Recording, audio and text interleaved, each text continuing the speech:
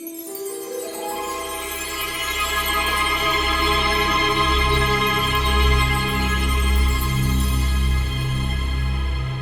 everybody, Larian Studios released a huge community update, number 24, looking to the future. I'm going to go through this for you, so feel free to sit back, relax, enjoy your drive home, or maybe some chores around the house or some yard work, and let's get to it. They start off by saying, hello all. Since launching last month, a lot of tweaks and updates can already be seen in Baldur's Gate 3. Over the past few weeks, we've chased down bugs, polished up some cinematics, and used your feedback to help organize our thoughts and inform our plans going forward. The first major patch just launched, solving over 1,000 bugs to hopefully make Baldur's Gate 3 an even better experience. But it was still a patch designed primarily to squash bugs. We want to go further than that. We now find ourselves at a time where we're able to properly sit down and consider how to parse feedback beyond bug fixing and user experience tweaks. Patch 2 is just around the corner, and while it does include bug fixes, it also includes substantial performance improvements for the first time since launch. Perhaps more notably, we're adding more closure to the story's final act in the form of a fleshed-out ending for Karlach, something many of you have been asking for. Before we get ahead of ourselves, let's take a moment to focus on a conversation some of you have been having in the background. Many of the points that come out of the conversation are being funneled into the umbrella term of cut content, so we thought it would be helpful to give you some clarity about that as we think about the future of Baldur's Gate 3. We went through many different threads and reviews with our community teams, and we think we've managed to truncate the discussion about cut content and Act 3 into 3 topics: performance, bugs, and user experience. Performance. The city of Baldur's Gate itself is ambitious, technically, narratively, and in scope. One of the biggest issues with creating games is that technology is always trying to keep up with your ambition, and here we've been hit pretty hard by some setbacks. We know that Act 3's performance isn't as good as the first 2 acts, but the good news is that Patch 2 is bringing major performance improvements to the entire game, but more specifically to Act 3, where you'll feel it the most. We'll also be working throughout September to improve performance in Act 3 further with new technology that's been taking a bit longer to release than expected. Bugs. We've seen your reports about Act 3, and we are as frustrated as you are by the bugs spoiling the experience, so we're dedicated to solving these quickly. And as you've noticed by our hotfix and patch rollout, we're getting pretty fast. Our approach is that whenever blockers pop up, we either release a hotfix if a patch is not imminent, or include the fix as part of a patch if the patch is imminent. With Patch 1, your experience should always be a lot better, with most big issues solved by at least a workaround. Patch 2 looks to further eliminate some of the more major issues, including those found in Act 3. Some things that are currently being associated with cut content are actually things like companion reactions to events in the world that didn't trigger. These are being solved. Where there seem to be loose ends, we're tying them up. User experience covers a lot of things, from how it feels to play the game to how you feel when you're playing it. Baldur's Gate 3 is a game 3 years in early access and 6 years in the making. Many of the building blocks or ideas, tests, or however you want to refer to the junk data that falls outside of what we shipped with, can and is being data mined. That's okay, but it's important to understand that not every building block in the giant box of Lego is needed to create the experience we ultimately envisioned and intended over years of iteration. We've seen 3 types of complaints that are being referred to as cut content.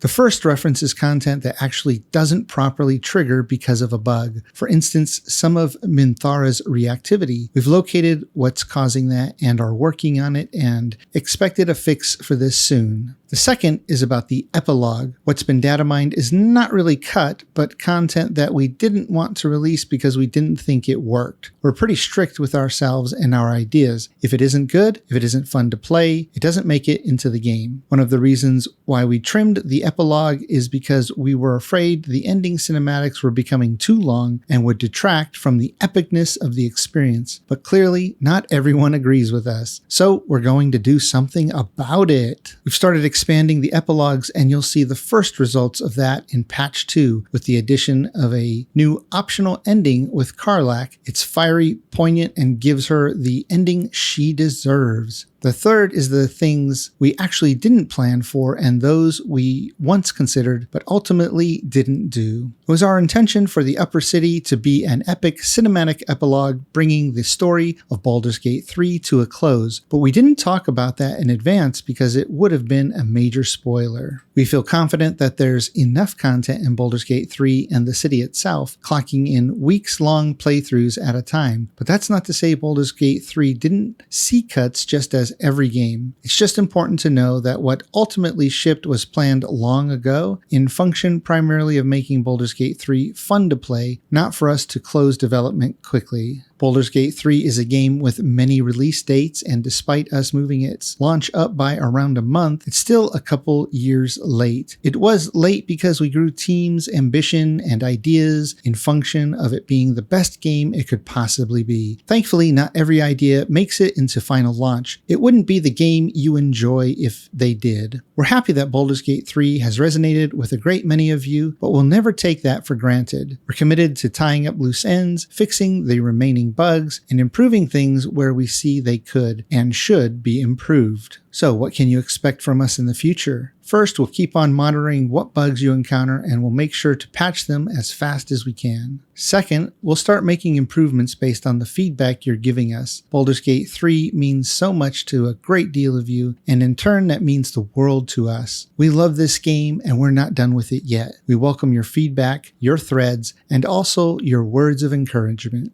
Withered's Wardrobe of Wayward Friends, which we hope to launch very soon, is an example of us integrating your feedback. This feature allows you to get rid of co-op party members who join your campaign so you can continue without them. We're also working on the ability to change your character's look once you've started a campaign. Though we don't have a release date for that yet, there will be more and you can expect us to come with modding support at some point. Once again, thank you for giving us so much feedback. It's incredibly motivating for us and drives us to do better and better. So that's the end of the article, and they have posted this picture here, Tav's Troubles, introducing Wither's Wardrobe of Wayward Friends, only in Baldur's Gate 3. Here it says, offline friends sticking around and disrupting your party? Frustration be gone. Your favorite skeletal weirdo has cooked up a solution in the form of Wither's Wardrobe of Wayward Friends. It's no anomaly. Simply place any unwanted party members in this particular piece of paranormia and they'll be out of sight and mind until the jolly co-operation continues. Coming soon to a major patch near you.